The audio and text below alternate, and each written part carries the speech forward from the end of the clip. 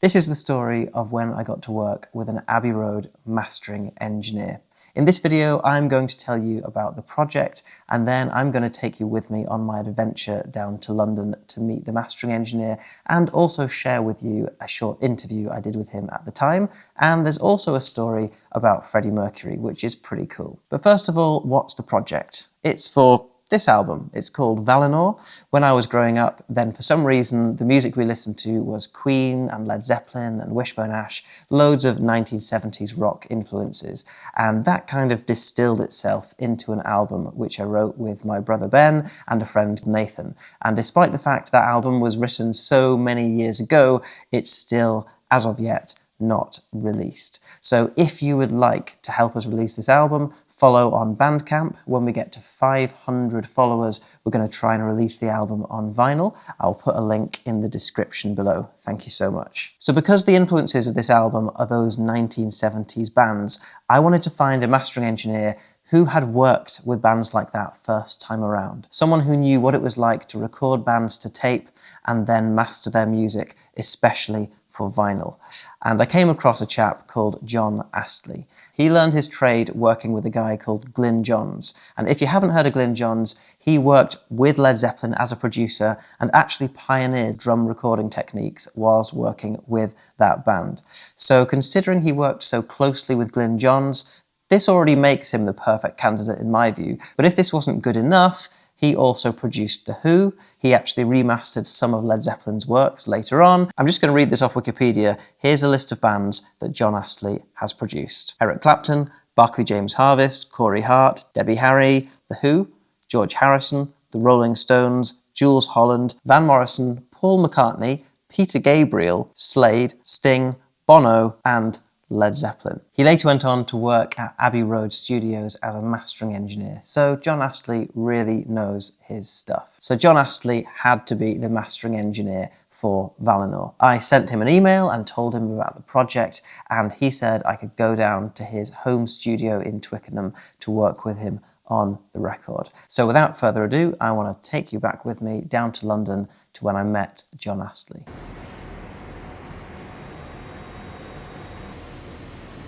It's 10 to 6 in the morning, to be precise, and I'm here at York train station, and I'm about to catch a train down from York to Twickenham, down in London, and that's to get Valénor mastered by a chap called Jon Astley, who is amazing. Anyway, let's not miss my train. Here we go. Mastering is one of the final stages in making an album. At this point, all the tracks are already mixed, we've decided how much of what instrument we want where, so we've pretty much got a finished record. It's the mastering engineer's job to make sure the volumes are consistent between the tracks, so there's no nasty surprises when one song comes in really too loud or too quiet, and there might also be some tonal differences between the songs, so the engineer might add some subtle EQ to make sure the songs sound right when they play next to each other. They'll also add a bit of subtle compression, which adds a bit more excitement to the mixes. But when it comes to mastering for vinyl, it's an even more technical process.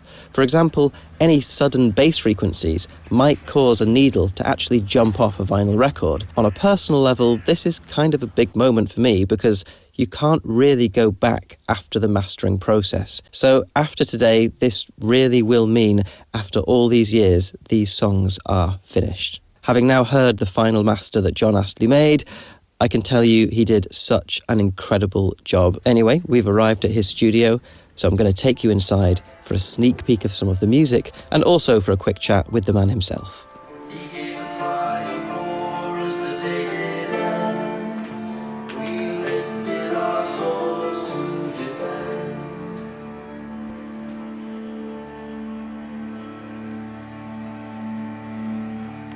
Hi Josh. Hello, thanks for having me in your amazing studio. I'm here because, as I mentioned to you earlier, the album is trying to emulate that early 70s vibe before everything was on streaming, when it was just on vinyl, and you've worked with people from the likes of The Who and Led Zeppelin, and you've just been telling me a story about how your wife gave Freddie Mercury a lift. You've been around these people for since it was on vinyl first time round, so if anyone's the man for the job, I think it's you. But what I'm trying to do is document this entire process, and it's part of a wider project, which is it possible to release an album on vinyl these days? and avoid the streaming process entirely. So what I'd like to hear from you, and I'm sure other people would love to hear, is what's your process? How have you gone about aiming this at vinyl? This one, yes. Well, first of all, being very careful with S-ing and top end, because that drives the cutting head mad. That's when you get distortion and stuff. So I kept everything quite calm top end wise. Kept it warm because vinyl is always going to be warm anyway. But really, and stay away from really hard digital processing, because there again the cutting head doesn't respond well to that sort of thing. So there's no mad brick wall limiting going on at all. Everything's about I don't know, 10 dB less than what I would do for an album maybe. I've noticed that there's a lot more dynamics. So Exactly typically, that, yes. I think, I'm not a mastering engineer, but my understanding is these days a lot of stuff gets squashed, so it's all pretty much the same level, or maybe not all the time, but it used it's a trend. There's a lot of people now coming back and saying, "Oh, can we keep the dynamics? Can we keep the dynamics?" So, which is great, thank goodness, you know. And then your job really is to make sure that you can hear everything, especially if you're driving a car, because that's one of the things that disappear. Definitely, yeah. I think part of my drive to work this way is a response to, well, I think it's very well documented that streaming doesn't pay artists very fairly, in my opinion. Also, AI has appeared on the scene, which is quite a scary prospect for me as an artist, and it feels like we might be on the cusp of a bit of a revolution, and that artists might turn away from streaming. Who knows? But do you have any opinions on the way you've seen the industry change? Because I imagine you saw it as vinyl records and cassettes, and then suddenly... Well, I'm kind of very hopeful now that the kids are buying vinyl and kids are buying CDs again, because they want something physical in their hands, and the artwork and everything is very important for that sort of thing as well. But yeah, people are steering away from it, because the digital sound, I mean, most streaming sound, I mean, you have to say that, you know, you can now download 96K HD audio, which is great, but most downloads sound pretty awful to me. Is this the last album to be mastered in this studio? Because you told me earlier you're moving down to Cornwall. I am moved to Cornwall.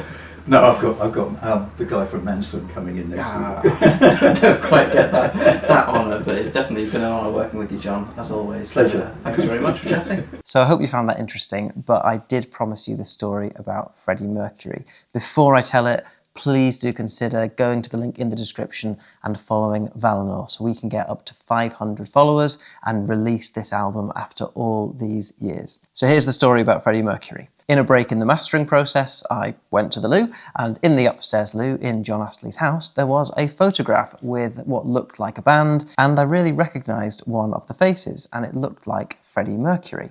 So I went back and said to Jon, "Was that Freddie Mercury?" And he told me apparently his wife had been friends with Freddie Mercury, and one day he'd said to her, "Oh, you're driving into London, could you give me a lift? I've got an audition with this band called Queen." And she was the person who drove Freddie Mercury to that audition. How cool is that story? What an amazing point in music history to be part of. And just to finish off this adventure perfectly, as I was leaving, his wife was sitting in the living room, and we paused, and Jon said, "Oh, tell Josh that story about Freddie Mercury." And she told me that story herself, and it was just so incredible to be around people who were there immersed in those stories of those bands that I really, really loved. And then Jon Astley said, "You'd love what we were just mastering. Josh sings a bit like Freddie Mercury," which I was just really blown away by that. I do not think my voice is nearly on the same level as Freddie Mercury, but I'm pleased to hear that he picked up that I was trying to channel a bit of that Freddie Mercury energy in those songs. I really hope you've enjoyed this video. I'd love to hear your thoughts or questions in the comments. And don't forget to follow Valénor on Bandcamp. I'll put the link down in the description. See you next time. Thanks so much.